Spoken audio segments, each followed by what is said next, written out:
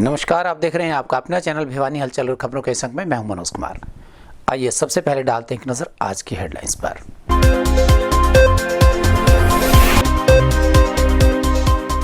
जिले में आए कोरोना के 2 नए मामले, एक्टिव केसेस हुए 6।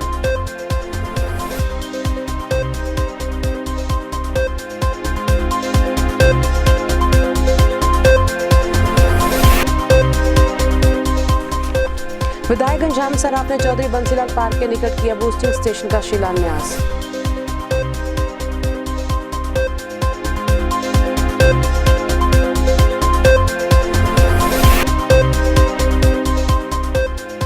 हजारों में भेजे पानी के बिल, हुड्डावासी हुए परेशान।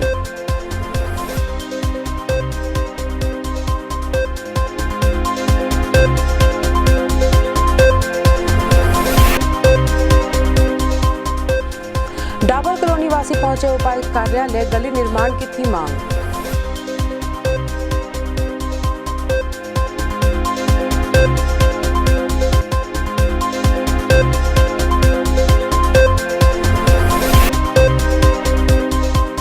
एक दिवसीय प्रशिक्षण शिविर का हुआ आयोजन, पोस्को एक्ट के बारे में की गई चर्चा।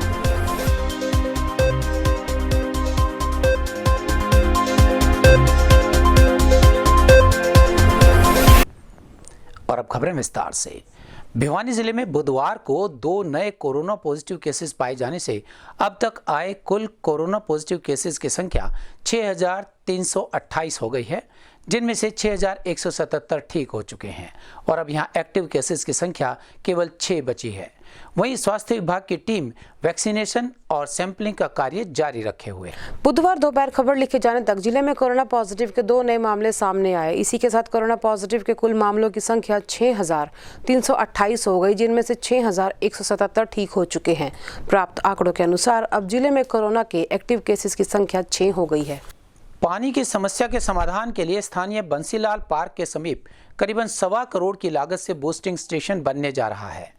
हनुमान ढाणी और रेलवे लाइन पार्क के आसपास के क्षेत्रों को पानी की समस्या को खत्म करने के लिए नगर के विधायक घनश्याम सराफ ने बूस्टिंग स्टेशन का शिलान्यास किया और इस बारे में विस्तृत जानकारी भी साझा की। चौधरी बंसीलाल पार्क के निकट 1.25 करोड़ की लागत से बूस्टिंग स्टेशन बनेगा। इस बूस्टिंग स्टेशन का शिलान्यास विधायक घनश्याम सराफ ने किया। इस बूस्टिंग स्टेशन की क्षमता 13 लाख लीटर है, जिनमें से 270 पावर हाउस की मोटर लगाई जाएंगी। इस बूस्टिंग स्टेशन से अमरनगर, टिब्बा बस्ती, हनुमान ढाणी और लाइन पार सहित कई बस्तियों को बूस्टिंग स्टेशन के बनने से फायदा होगा। इस बूस्टिंग स्टेशन के बनने से कुल 25,000 की आबादी को फायदा होगा। करीब 1.25 करोड़ रुपए की लागत से बनने वाला ये बूस्टिंग स्टेशन, हमारी कुछ बस्तियों में यहाँ पानी नहीं जा रहा था और उन बस्तियों में ये करीब 25,000 की जो आबादी है उसके लिए फ़ायदेमंद रहेगा। और इसमें करीब 70 हार्स पावर की मोटरें लगेंगी और इसमें टैंक की कैपेसिटी 13 लाख लीटर पानी की इसमें कैपेसिटी है। और ये एक अच्छी व्यवस्था के अंदर जो हमारी गरीब गुरबा बस्ती रही है उसको पानी देने में सक्षम रहेगी। और यहाँ की जनता जो चाह रही थी उसी क्षेत्र में हमने ये पानी की लाइनें बिछाने का काम और इस बूस्टिंग स्टेशन का काम आज से शुरू हो गया है और ये जल्द ही बनकर तैयार होगा। तो ये अमरनगर टिब्बा बस्ती का जो ये बूस्टिंग स्टेशन बनने जा रहा है, इसकी कुल लागत 110 लाख रुपए है, जिसमें से 55 लाख रुपए की लागत इसको कंस्ट्रक्शन कार्य में आएगी। इसके तहत 13 लाख लीटर कैपेसिटी का CWT और 70 हॉर्स पावर की 2 मोटरें इसमें शामिल हैं, जिससे कि अमरनगर, टिब्बा बस्ती एरिया, हल्लुवास गेट और नियर रेलवे लाइन एरिया इसमें कवर होगा। और हमारी कोशिश है कि इसको हम जो गर्मियों का अभी जो मौसम आने वाला है उससे पहले इसको बना के शुरू कर दे, ताकि जनता को इसका पूरा लाभ मिल सके। नगर के सेक्टर 13 और 23 में पानी के बिल 2 महीने के बजाय 6 से 8 महीने तक के भेजे गए हैं। वहीं इनमें राशि भी करीबन 9,000 रुपए तक की अंकित है। इसी बात को लेकर यहाँ के क्षेत्रवासी जिला उपायुक्त से मिलने पहुंचे और उन्हें शिकायत दी कि केवल ज्यादा महीने ही नहीं बिल की राशि भी 5,000 से 9,000 तक दी गई है, जिसके लिए सभी लोगों में आक्रोश है। बुधवार को सेक्टर 13 और 23 के निवासी उपायुक्त से मिलने उपायुक्त कार्यालय पहुंचे। उनका कहना था कि हरियाणा शहरी विकास प्राधिकरण ने हुड्डा के लोगों के पास 2 महीने के बजाय 6 से 8 महीने के पानी के भारी भरकम राशि के बिल भेजे हैं, जिससे सेक्टर वासियों को परेशानी का सामना करना पड़ रहा है। सेक्टर वासियों ने कहा कि हुड्डा विभाग से 6 से 8 की बजाय केवल 2 महीने के पानी के बिल भेजने की मांग की, ताकि लोगों को इन भारी भरकम बिलों की अदायगी से निजात मिल सके।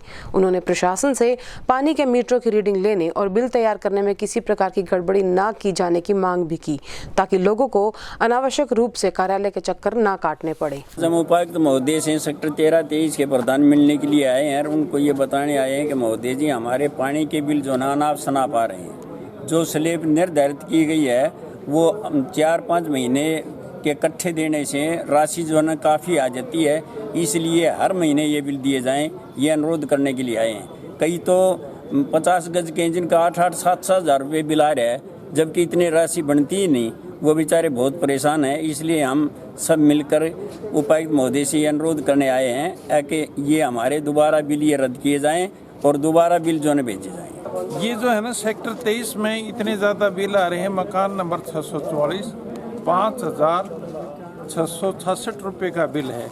150 गज का प्लाट है। उससे अगला प्लाट नंबर 645 उसका 9,188 रुपये का बिल आ रहा है। क्या नहर काट ली उनने? मैं समझ में नहीं आता इतने पानी के बिल कैसे देते हैं, जबकि एमएलए का इतना बिल आ रहा है, एमपी का इतने आ रहा है। हमारा हमने के में सेक्टर में नहरें हमके है, इधर के है, कोई खेती कर रखी हो, कुछ और कर रखा हो, भाई नहर काट रखी हो, इतने तो हमारे तवान के बिल भी नहीं आते जितने पानी के बिल आ रहे हैं। सरकार अंधी हो रही है। मार्च के बाद इन्होंने हुड्डा सेक्टर वासियों को बिल नहीं भेजे, क्योंकि पहले एक कंपनी थी वो बिल लिया करती और भेज दिया करती 2 महीने के बाद। अभी इनने उसके बाद उस कंपनी का कॉन्ट्रैक्ट खत्म हो गया, उसके बाद बिल ही नहीं आए। मार्च के बाद अभी बिल आए और 6-6 महीने के बिल हैं। इसमें 9,000 रुपये, 5,000 रुपये, 2,500 रुपये जैसे इस तरह से बिल आ रहे हैं। नगर की डाबर कॉलोनी में गली नंबर 15 और 17 के निवासी गली निर्माण की गुहार को लेकर जिला उपायुक्त कार्यालय पहुंचे और इस बारे में एक ज्ञापन भी सौंपा। इनका कहना था कि कुछ समय पहले ही यह सीवरेज निर्माण किया गया था, जिसके कारण सभी गलियों का स्तर नीचे पड़ गया, जिसके निर्माण के लिए उन्होंने एक बार फिर से गुहार लगाई है। शहर की डाबर कॉलोनी के गली नंबर 15 और 17 के निवासियों ने गली निर्माण की मांग को लेकर बुधवार को उपायुक्त को ज्ञापन सौंपा। स्थानीय निवासियों ने बताया कि शहर की डाबर कॉलोनी की गली नंबर 15 और 17 में सीवरेज का निर्माण कराया गया था, जिसके चलते सीवरेज की तुलना में अब गलियां नीचे हो गई हैं, जिस कारण स्थानीय लोगों और आने जाने वाले लोगों को भारी परेशानी का सामना करना पड़ता है। हालात ये है कि इन गलियों से साइकिल और मोटरसाइकिल गुजरना तो दूर, स्थानीय लोग पैदल भी नहीं चल सकते। इसलिए स्थानीय निवासी जिला प्रशासन से मांग करते हैं कि इन दोनों गलियों का शीघ्र निर्माण कराया जाए। डाबर गली नंबर 15 और 17 बिल्कुल कच्ची हैं, जिसमें सीवर ऊंचे हैं। आते जाते बच्चे भी परेशान हैं, कहीं के गोटे टूट गए, पैर भी पड़ जाते हैं, मोटरसाइकिल वाला भी सड़के पड़ जाए। तो गली पक्की करवाने के लिए हम डीसी साहब से मिला। मैं ललित कुमार, निवासी डाबर कॉलोनी भिवानी से हूँ। हमारी गली बहुत ही कच्ची बुरी हालत में है। बरसात के दिनों में बहुत ही गड्ढे हो जाते हैं, चलना दुर्लभ हो जाता है। मच्छरों की अब गर्मियों में भरमार हो जाती है। हम प्रशासन से डीसी साहब से आज मिलने के लिए आए हैं। अनेकों बार पहले भी मिल चुके हैं। नगर परिषद में भी हमने पहले दरखास्तें दे चुके हैं, लेकिन आज तक हमारी कहीं सुनवाई नहीं हुई है। मैं मनोज शास्त्री, वार्ड नंबर 18 से गली नंबर 15 और 17 से बोल रहे हैं जी। हमारे जो गली बहुत ही कच्ची है और सीवर काफ़ी ऊंचे हैं। रास्ते में मोटरसाइकिल और स्कूटर भी जो है नहीं निकल सकता, और बल्कि जो साथ में अभी 10-1 दिन पहले तो दो वृद्धों के जो है पैर भी टूट गए गली में निकलने की वजह से, और ऊंची नीचे है, वो खड्डे में जो है अपना बैलेंस नहीं बना पाए, हाँ गिर जाते हैं बूढ़े आदमी। तो कृपा करके डीसी साहब से प्रार्थना है, एप्लीकेशन भी दे रहे हैं, और पार्षद जी से और एमएलए साहब से, घनश्याम जी से भी मिले हैं। नगर के ढाणा रोड पर हुए सड़क हादसे में एक युवक की मौत हो गई। प्राप्त जानकारी के अनुसार स्थानीय जैन चौक पुलिस चौकी में सूचना मिलने के बाद पुलिस मौके पर पहुंची तो ढाणा रोड निवासी एक युवक मनोज ट्रैक्टर के पहिए के नीचे दबा हुआ मिला।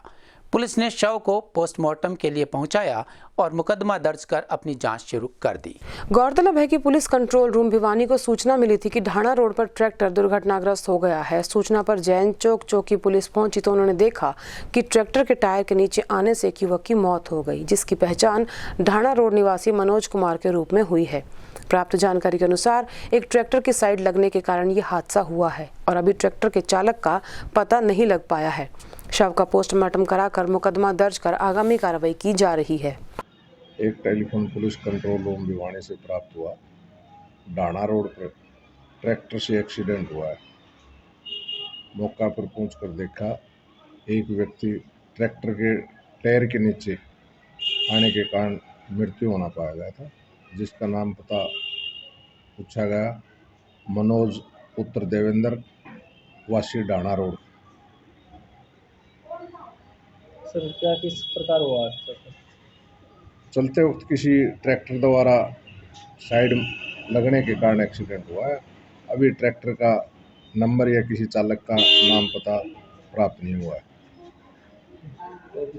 मुकदमा दर्ज करके पोस्टमार्टम करवाया गया, आगामी कार्रवाई अमल में लाई जाएगी। पेयजल की समस्या को लेकर नजदीकी गांव कोट के निवासी जिला उपायुक्त कार्यालय पहुंचे और उन्हें एक ज्ञापन भी सौंपा। इन ग्रामीणों का कहना था कि उनके गांव में लंबे समय से पीने के पानी की समस्या बनी हुई है, जिसके बारे में जन स्वास्थ्य विभाग को भी अनेकों बार सूचित किया जा चुका है, लेकिन इस ओर कोई ध्यान नहीं दिया जा रहा है। गांव कोट में बनी पेयजल समस्या के समाधान की मांग को लेकर बुधवार को ग्राम पंचायत ने उपायुक्त को ज्ञापन सौंपा। उपायुक्त को सौंपे गए ज्ञापन में गांव कोट के सरपंच ने कहा कि गांव कोट में पिछले काफी समय से पीने के पानी की समस्या बनी हुई है। जलघर के टैंक पूरी तरह से खाली हो चुके हैं। करीबन 1 महीने से ग्रामीणों को पीने का पानी भी नहीं मिल रहा है। इस बारे में जन स्वास्थ्य विभाग के अधिकारियों को भी सूचित किया जा चुका है, लेकिन आश्वासन के अलावा उन्हें कुछ नहीं मिलता है। अधिकारी सिर्फ आश्वासन दे रहे हैं और उनकी समस्या को दूर करने के लिए गंभीर नहीं है। उन्होंने कहा कि जुई कैनाल से पहले भिवानी वाटर टैंक को पानी दिया जाता है और बाद में गांव कोट को पानी दिया जाता है। लोगों का कहना है कि कैनाल में करीबन 10 दिन से पानी चला हुआ है, लेकिन उन्हें आज तक पानी नहीं मिला और अब कैनाल का पानी रुकने के कगार पर है। इसलिए जलघर के टैंक खाली रहने का अंदेशा बना हुआ है। ग्राम पंचायत ने मांग की कि जुई कैनाल से सीधा पानी गांव कोट के जलघर में टैंकों से भिजवाया जाए। आज किस चीज़ का ज्ञापन देने आए हैं? पानी पीने के पानी के लिए। पानी टैंकों में पानी नहीं है रहा। प्रशासन से बार बार, पब्लिक हेल्थ के कर्मचारियों से बार बार कह ली, तीन दफा हो गए, 3 बार हो गए। 1 महीने से तो गांव में अब पानी की सप्लाई भी बिल्कुल बंद है। और अभी गांव कोट से मैं ग्राम पंचायत कोट की तरफ से है कि हमारे गांव के वाटर वर्क्स लगभग 3 महीने से खाली पड़े हैं। बार बार उच्च अधिकारियों से वो नहर लगाई गई, जिसमें SC एक्शन जेई और SDO से, तो सभी बार उन्होंने कोरे आश्वासन दिया गया। जिला विधिक सेवा प्राधिकरण विभाग की ओर से बुधवार को कानूनी जानकारियां देने के लिए विभिन्न विभागों के अधिकारियों को सचिव एवं न्यायिक दंडाधिकारी मैम शिखा ने संबोधित किया। वहीं नगर के लोहारू रोड स्थित द आर्यन स्कूल में भी शिक्षा विभाग की ओर से आयोजित एक कार्यक्रम में कानूनी जानकारियां दी गई। जिला विधिक सेवा प्राधिकरण द्वारा 1 दिवसीय कार्यशाला का आयोजन प्राधिकरण परिसर में किया गया। वहीं साथ ही नगर के आर्यन स्कूल में भी कानूनी दिशाएं कार्यक्रम आयोजित किया गया। जिला स्तरीय इस कार्यक्रम में विभिन्न स्कूलों के शिक्षकों को कानूनी जानकारियां दी गई, ताकि वे ज्यादा से ज्यादा संख्या में बच्चों को ये जानकारियां दे सके। विभाग द्वारा इस तरह के कार्यक्रमों के आयोजन अनेक स्थानों पर किए जा रहे हैं, जिसमें पोस्को एक्ट, रोड सेफ्टी, घरेलू हिंसा, दहेज प्रताड़ना संबंधी अनेक जरूरी कानूनी जानकारियां दी जा रही हैं। इस एक्ट और POCSO act, that is prevention of sexual offences against children, उसमें जो डिफरेंट पुलिस अधिकारी हैं जो इस तरह के केसेस को डील करते हैं, और उसके साथ ही CWC मेंबर्स, JJ बोर्ड के जो मेंबर्स हैं और दूसरे डिस्ट्रिक्ट चाइल्ड प्रोटेक्शन ऑफिसर के जो ऑफिस के अधिकारी हैं, उनको ये इस वर्कशॉप में शामिल किया गया था। आज इस वर्कशॉप का उद्देश्य था कि सभी स्टेक होल्डर्स को एक्ट के प्रोविजंस के बारे में सेंसिटाइज करना उन्हें, और एक तरह से उसके जो भी चैलेंजेस हम फेस करते हैं उन पर चर्चा की गई है। अगर आंकड़ों की बात की जाए तो इस प्रकार के आंकड़े हैं पूरी आंकड़े की बात की जाए? अगर आंकड़ों की बात की जाए तो वर्ष 2007 में एक नेशनल स्टडी हुई थी जो कि ministry of women and child ने कराई थी, जिसके अनुसार इंडिया में 53% जो बच्चे हैं they have been subjected to sexual abuse और इन वन फॉर्म और the other form. And keeping in view कि इतने ज़्यादा आंकड़े थे तो उसी से जो आगे चल के हमारा जो है ये पॉक्सो एक्ट तो वर्ष 2012 में पास हुआ है। तो आज हम देखते हैं कि सेक्सुअल ऑफेंसेस जो बच्चों के अगेंस्ट केसेस हैं, ऐसे केसेस बहुत ज़्यादा बढ़ रहे हैं। हालांकि सारे केसेस रिपोर्ट नहीं हो पा रहे ड्यू टू सर्टेन फैक्टर्स जो कि अब हम डिस्कस कर रहे थे मीटिंग में, तो उसी पर ये थोड़ी चर्चा की जा रही थी कि जो आंकड़े बढ़ रहे हैं तो किस तरह से मतलब हम इस एक्ट को ज़्यादा इफेक्टिवली इम्प्लीमेंट कर पाएँ, को दूर किया जाए और इस प्रकार के गवर्नमेंट प्रोविजंस बनाए जिसके तहत बच्चों को और महिलाओं को उनका दर्जा प्राप्त हो सके। और उसी के तहत जो ये DLSA है उसके लिए 1987 में एक एक्ट बनाया गया, लीगल सर्विसेज अथॉरिटी एक्ट, जिसके तहत ये सारी की सारी स्कीम्स हमारे द्वारा चलाई जाती हैं, जिसमें नालसा, हालसा और DALSA, national legal services authority, state legal services authority और डिस्ट्रिक्ट लीगल सर्विसेज अथॉरिटी काम करती हैं। जब कानून बनाए गए थे उस वक्त ये ध्यान में भी नहीं था कि आने वाले समय में बच्चे सबसे ज़्यादा सॉफ्ट टारगेट होंगे।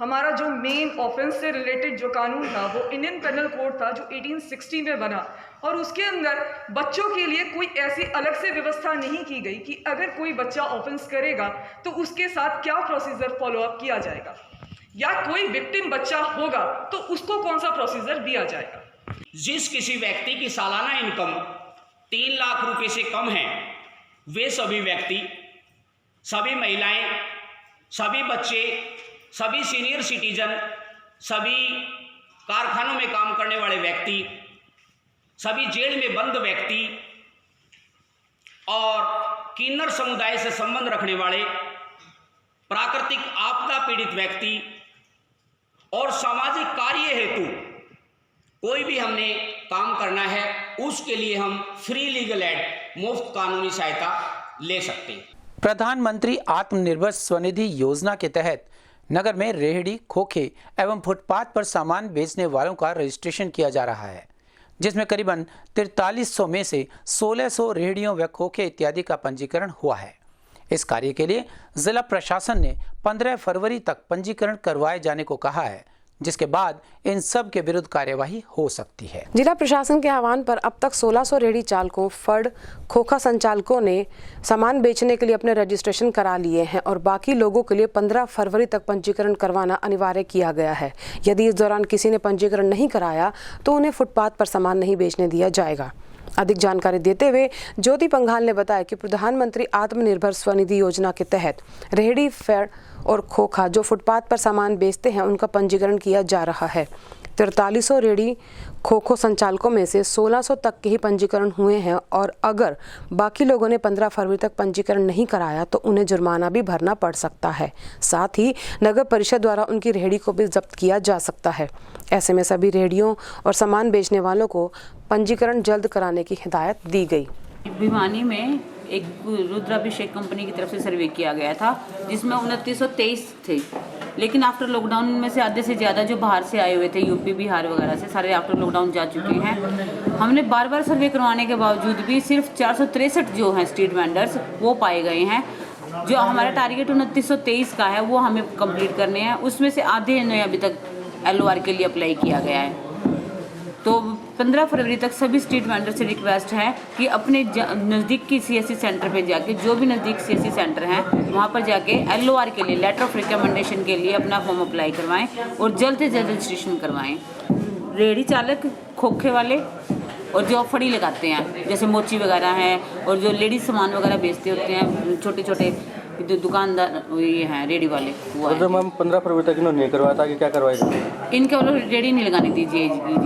जिला प्रशासन जो अपने DMC सर हैं उनका सख्त आदेश है कि 15 तारीख तक रजिस्ट्रेशन करवाएं और 20 तक वेरिफिकेशन करवा के करवाएं, अन्यथा इनको रेहड़ी नहीं लगाने दी जाएगी। और अब जाने से पहले एक नज़र आज के हेडलाइंस पर।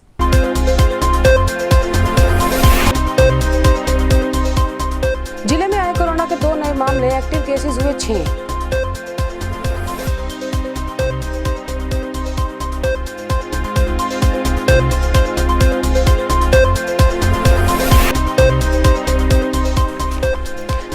घनश्याम सराफ ने चौधरी बंसीलाल पार्क के निकट किया बूस्टिंग स्टेशन का शिलान्यास।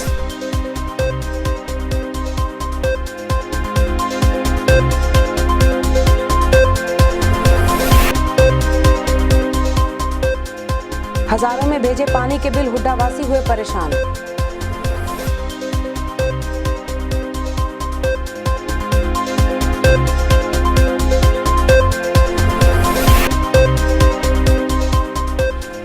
डाबर कॉलोनी वासी पहुंचे उपायुक्त कार्यालय, गली निर्माण की थी मांग।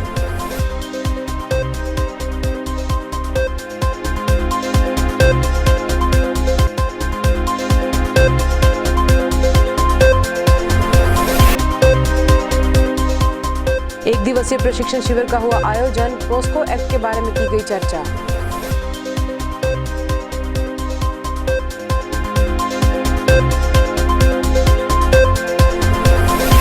हमारे संग में बस इतना ही। अगले के लिए देखते रहिएगा आपका अपना चैनल भिवानी हलचल।